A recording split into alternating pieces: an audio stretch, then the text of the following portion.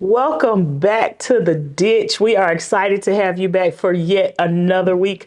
We are extremely excited to bring you this special edition where we will be with a live guest.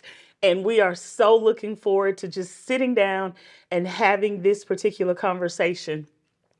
Our overarching theme this summer was balance. And a few days ago, I made a second post talking about breathing.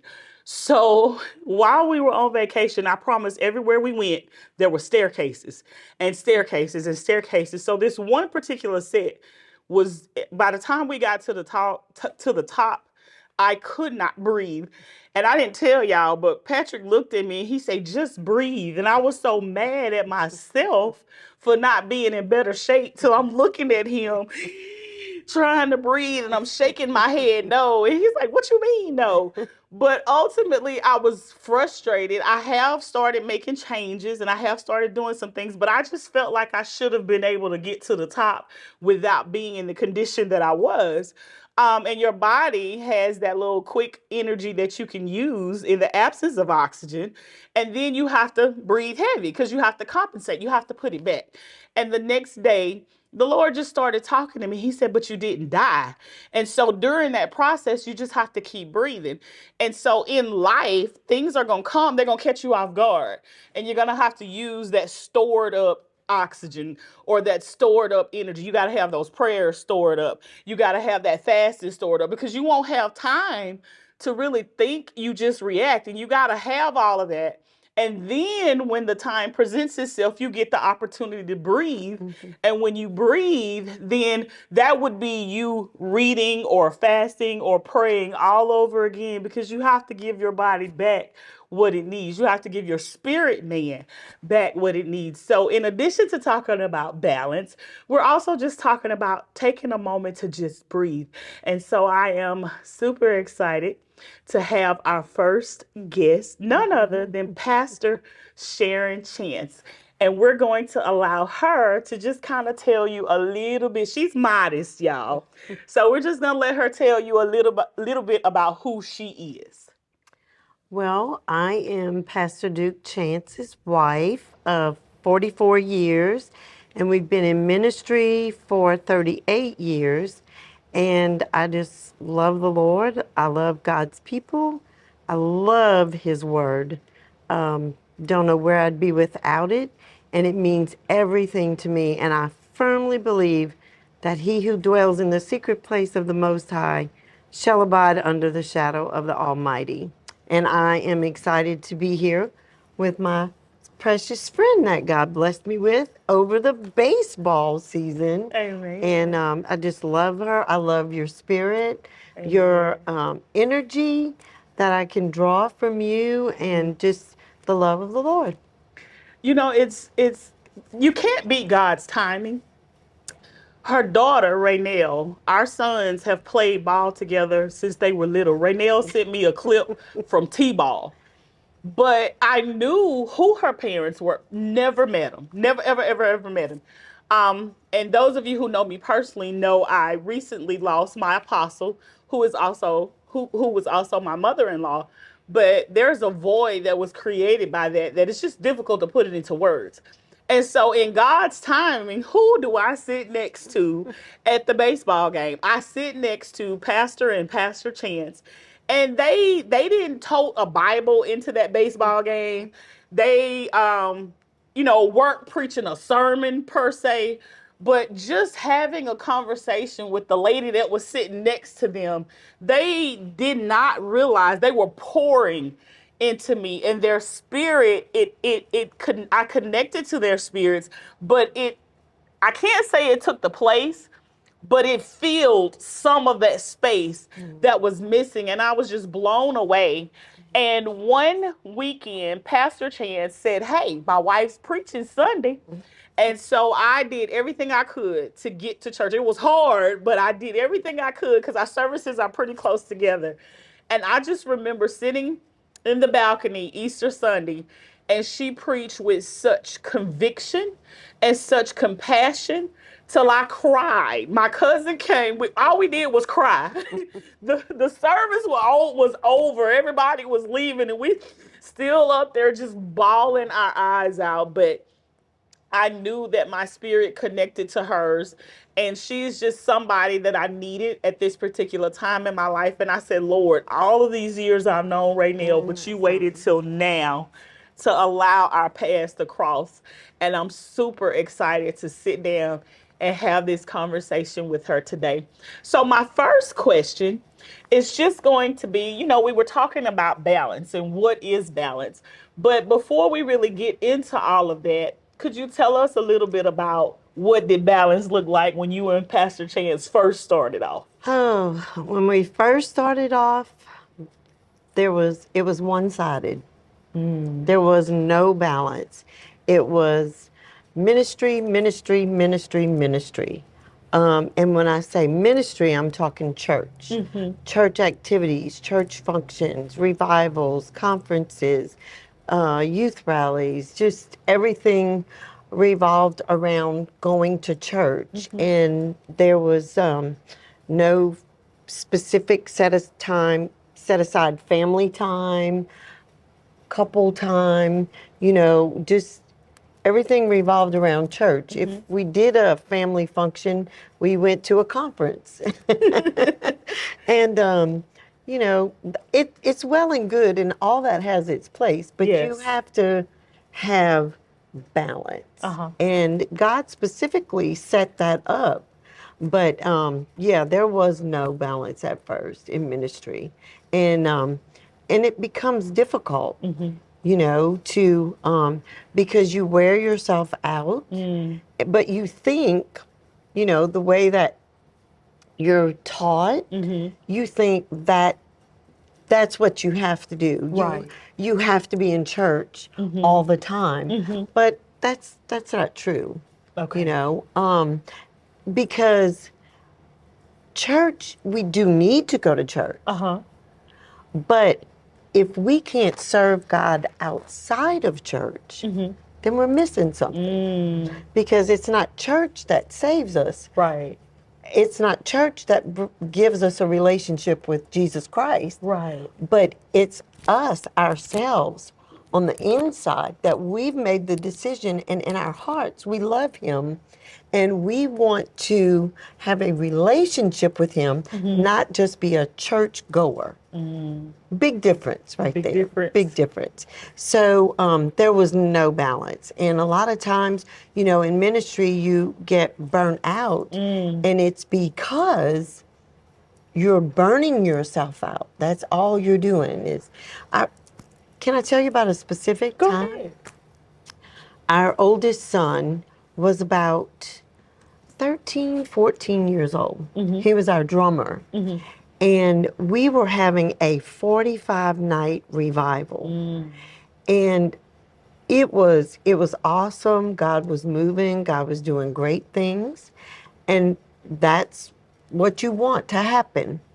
But on the 45th night, he was sitting in his room on his bed. And he was dressed and ready. But he was just sitting there, just like this. My husband opened the door to his room and he said, "Son, we gotta go." And he said, "Dad, I'm just so tired." He was going to school. He was doing homework. He was staying in church till 11, 12 o'clock at night, playing the drum for hours on end. And he was exhausted. Mama was exhausted. Daddy was exhausted. Sister and little brother were exhausted. But he was done, And it's not that he didn't love God or that he didn't enjoy what he was doing, but he was tired after 45 nights. Playing them drums, 45 consecutive nights? consecutive nights. And so my husband put his arm around him and he said, "Son, it's okay." Because, in your mind as a pastor, as a leader, you think you got to have this and you got to have that and it's got to be this way and it's got to be that way, or we can't have good church. Right. But that's not true. All we need is God. Understand, everything else is just an added blessing. A drummer, a keyboard player, a guitar player, horn players, bass players. All that's wonderful. But that's not all that it takes to have good church. We need the presence of the Lord, but we also have to have balance. You understand? Yeah. So what happened was his daddy said, it's okay. You can stay home and rest. When you're trying to juggle school, homework, tests, and do ministry, and you do homework, you get gobble down a meal, go get a shower, get dressed, get changed, out the door, it's a lot. And so we realized then, okay, we got to do something. We got to do something different. Yeah. And what does the Bible say? What does it profit a man if he gain the whole world and lose his soul? My husband has a new take on that. What does it profit the pastor if he gains the world and loses his family? And it That's happens. good. It happens every day Yeah. that children of pastors have suffered burnout and just exhaustion, but they're being pushed and pushed and pushed. Later on in life, after my son was grown and married, one Sunday morning we were having a beautiful service. The Spirit of God was moving, and it was just wonderful. And my husband put his arm around him and said, "Son, I owe you an apology for the way that I thought things had to be."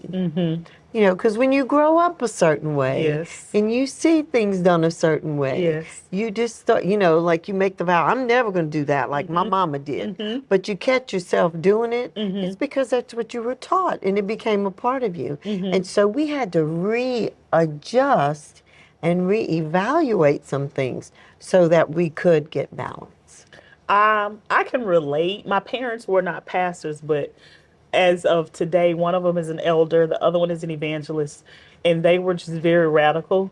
They love God with everything in them. Yeah. And we were a part of a church organization. We had 3 conventions a year. I remember growing up, I thought vacation was the convention. Um, My kids I too. thought they were the same thing. And one of them, it was in St. Petersburg, Florida, but that was as close to the beach as I was gonna come, And they took me to the beach and let me try to learn how to swim in a blue jean dress one time, and my mama still apologizes for that today. But I feel like a lot of the kids that I came up with in church, a lot of them backslid. Yeah. They ran. And I think it was because we didn't have balance. Right. Because all we knew was church. It was church, church, church, church, church. And I think a lot of that left a really nasty taste in their mouth. And when they had the opportunity to get as far away as they could, that's what I Yeah. think a lot of them did. And it's not an excuse, and I pray that they make it back. But I saw it happen to people that were right beside me. I remember one morning, because the church had a Greyhound bus, and the bus broke down on the way home. We made it to my mama and daddy's house in just enough time for me to wash my face, brush my teeth, and they sent me to school. And I still remember that. But even when they did it, I didn't even see anything wrong with it. I wasn't angry. I wasn't upset. I thought that's what I was supposed to do. So I completely relate. But as an adult, instead of kind of doing the same things to my children, I said, "Oh no, I'm not doing this to my children. I have to give them something different. I'll give them Jesus because they're going to need him no matter what. Yes. But I can't give it to them the way it was given to me." Right. Is there anything you think you can pinpoint, or what kind of caused the pivot away from just church, church, church to really kind of coming into what is balance? Yeah. Well, my husband and I had several conversations about, balance and how to just get a happy medium, where this is the thing. And we sat down with our children and talked to them as well. You have 3 children, one a teenager, one about to become a teenager, a younger one watching everything those 2 are doing. So you want to, get it right in the mix. And so we talked with them and we explained some things to them, and we prayed and asked God to show us, how to do this, how to keep our family, because we saw other children, teenagers that were bitter, angry, and did not like the church. Yes. And we didn't want our children to have that experience.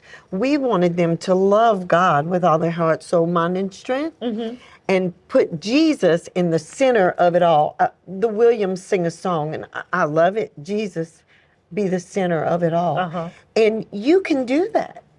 You can do that. You can keep Jesus in the center of your life and miss a church function, Ooh. but no, you won't miss heaven. I can miss one church function? One church function. What you Maybe say? 2 or 3, Maybe but 2. not all in a row. consecutive, not all in a row. Not in a but row. I'm saying that, okay, I'm going to give you a for instance.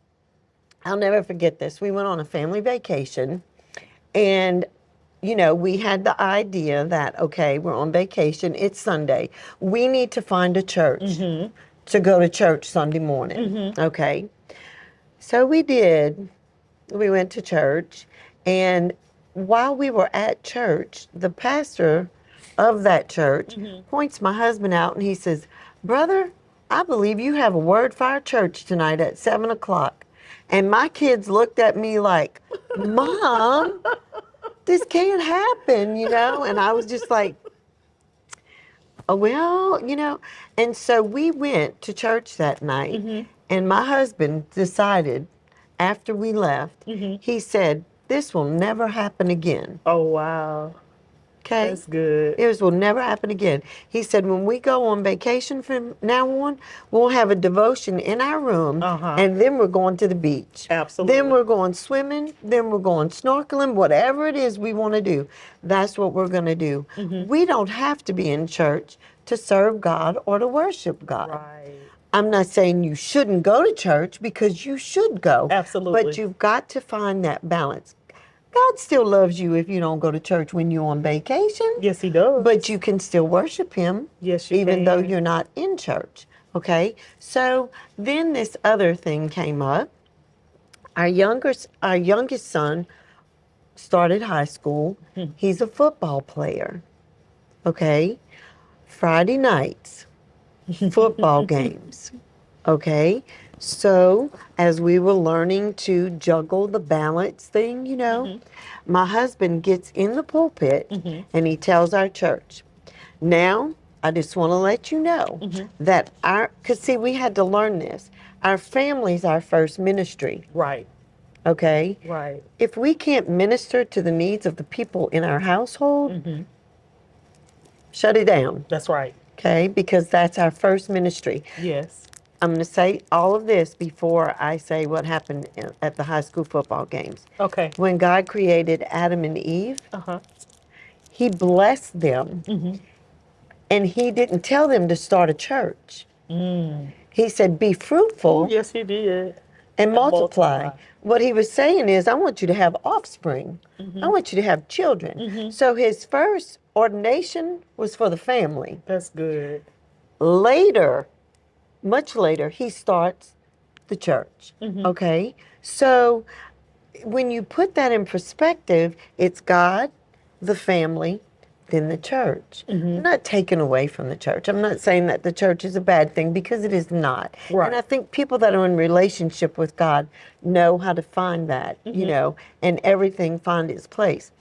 But when it came time for him to play football, we had a discussion, and my husband, and we prayed about it, and he got in the pulpit, and he told the congregation, he said, "There will not be any church events on Friday nights, because our first ministry is to our son.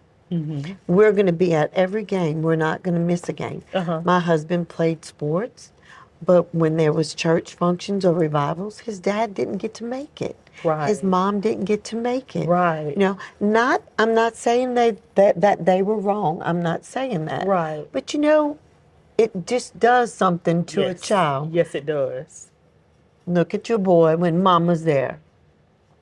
Look at all the boys that played and the girls when their parents are there. It just builds them. Yes, ma'am. And it makes them feel like they think I'm worth it, you know. Yes. And that says something something to them, even though we're not speaking words, but just our presence, Right. being there to support them and watch them. Right. And so our church handled it well. He said, if y'all want to do something, go ahead. Uh-huh. But these two people, they won't be present. And everybody, but we taught them something. Right. Nobody was angry. Nobody was upset. They were understanding and they learned something. Wow, it's okay. We should Right. be there for our children. And so we didn't miss any games through his whole um, high school football participation, and we're thankful for that. And it meant something to our son. And we were there for our daughter and our older son as well, and supporting them. And it meant a lot to them.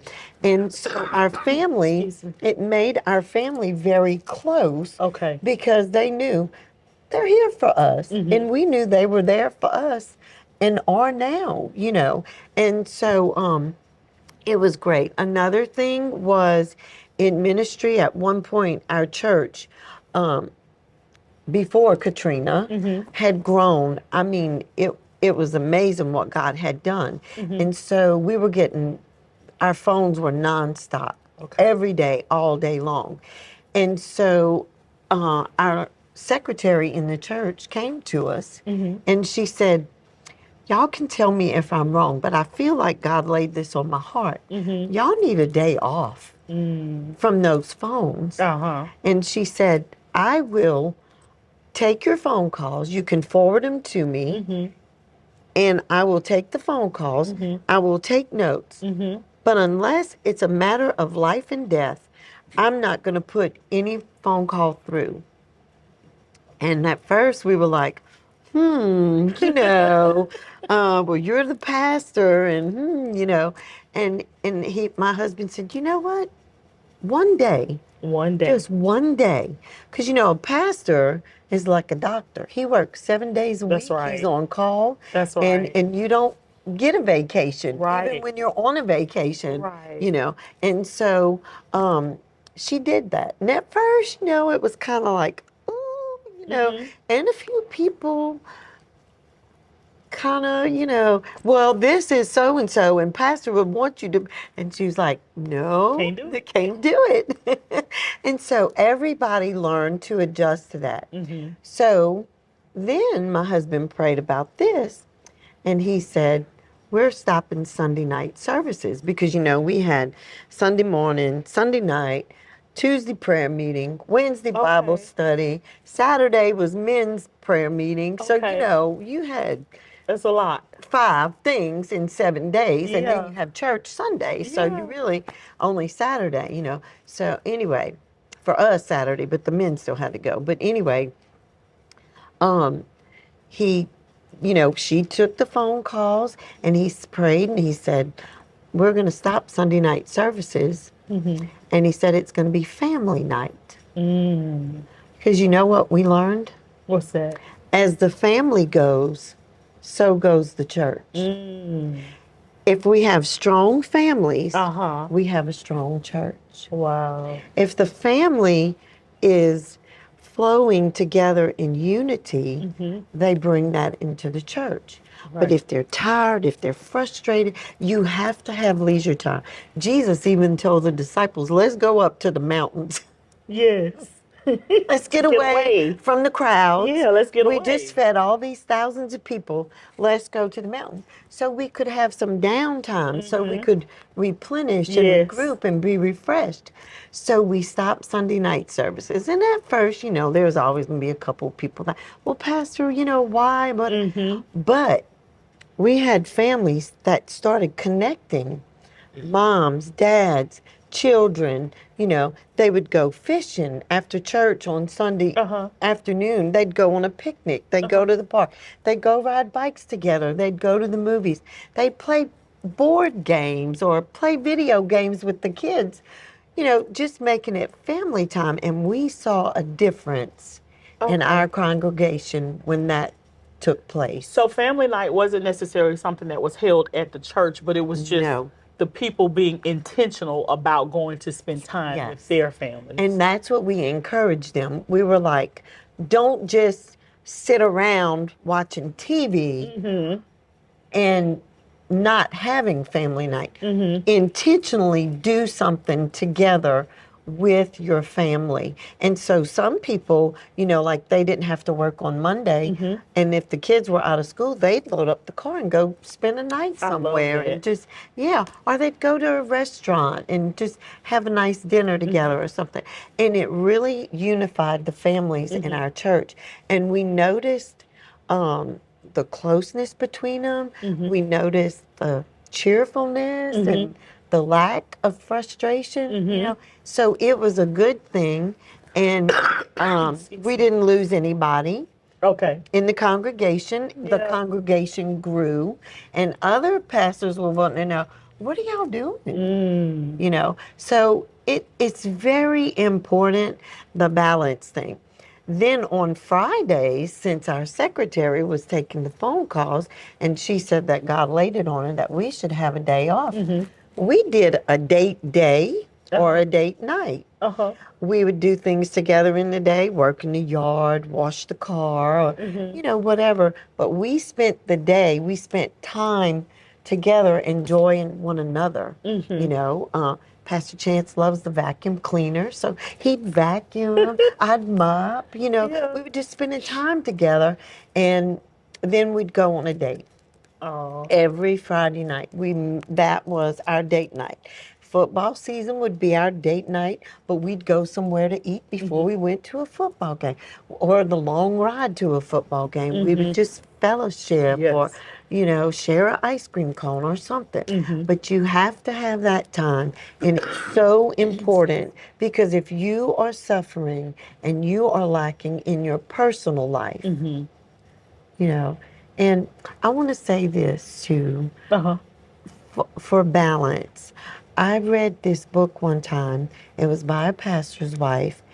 And she said that she had to learn that there was a time for her to have her prayer time and her devotion time. But it wasn't when her husband was walking in the door from work.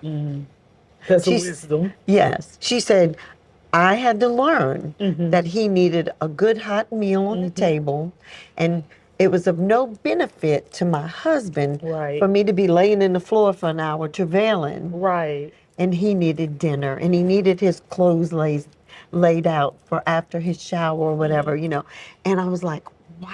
That's She good. said, I was trying to build up my spirit man while my husband needed me to minister to him after a long day's work. I was like, that's wisdom. So It I is. caught on to that. There's a time to spend time in the Bible. And it's not when your husband wants to have a conversation with you. That's right. You know what I mean? And you just got to find that place that it flows together. And when you first start trying all this stuff, you have to find what's going to work for you. You do. Because just because it worked for somebody else doesn't mean it's going to work for you. That's right. But you find that place. And let's see, Katrina will be 19 years, or will it be 20 years? I don't know. I'm lost in the shuffle. But 19. 19, yeah. That's right, 2024. So 19 years. So we started all that probably 25, 26 years ago, and we still do date night. Well, it's evident. I watch, I pay attention. And the first time I came, you were preaching, but you were talking about something concerning the both of you, but it was your mannerisms, because you caught his hand, and it was the way you caught his hand. It wasn't anything you thought about. It's just something that you did. And there was something else I noticed with Raynell and her husband. He's a musician, and she's a worship leader. And they were waiting because it was towards the end of the service, and they were going to get ready to, she was going to get ready to sing. He was about to play. But as they were waiting, she was standing behind him, and she just kind of put her hand on his shoulder. And in that nonverbal, like, that told me so much about the examples that had been set, even for her. And I know I grew up in the old church. The old church was a little rough. I know. And there were some that would see that and be like, oh my God, she All can't right. touch him in church. That is her husband. And I think that's what's wrong with the church. But that caught my eye because I was like, what a positive example Right. for other couples to see. You know, she didn't think about that. That was just something that she naturally does. Right. And I think it's important, even, you know, I don't even know how I got to the marriage piece, but I think it's important to have those positive examples It and to is. see what that looks like. And that's not somewhere that you just wake up one morning and you're there. Right. You have to incorporate all of You the do. things that you talked about, and even down to the book.